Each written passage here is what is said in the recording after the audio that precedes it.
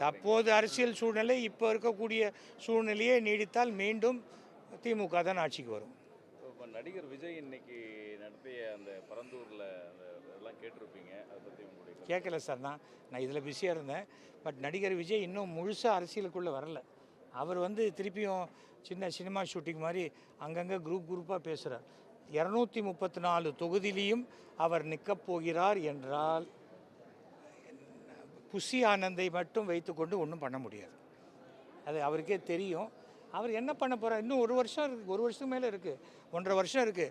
1.5 வருஷத்துக்கு மேலே இருக்கக்கூடிய ஒரு விஷயத்தில் இப்போவே போய் நம்ம எதுக்கு அவரை விமர்சனம் பண்ணணும்? ஆனால் தேர்தல் என்பது வெறும் மேத்தமெட்டிக்ஸ், கூட்டணி கணக்கு, கூட்டணி ஓட்டு தான். தமிழகத்தின் வெற்றி தோல்வி என்பது ஒரு 3 அல்லது 4 லட்சம் ஓட்டுகளில் தான் தீர்மானிக்கப்படுகிறது. அந்த 4 லட்சம் ஓட்டை பெறுவதற்குண்டான ஒரு சூட்சமம் நான் சொல்லியிருக்கிறேன். அது செய்தால் கண்டிப்பாக அது மற்ற கட்சியிலேருந்தெல்லாம் எடுக்காமல் இதுவரை ஓட்டே போடாத 4 லட்சம் பேர் ஓட்டு இந்த அரசுக்கு கிடைக்கும். நான் எனக்கு விருப்பமானவர்களை பற்றி தான் நான் தெரிஞ்சுப்பேன். அதனால் நான் இப்போ இதை பற்றி அனாவசியமாக இறந்தவர்களை பற்றி பேசுகிறது எதுவுமே பேசினா நல்லதாக பேசணும், இல்லை பேசாமல் இருக்கணும், அவ்வளோதான்.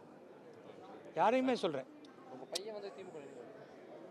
டேய் தம்பி அங்கே தானே இருக்கார், கேளுங்க.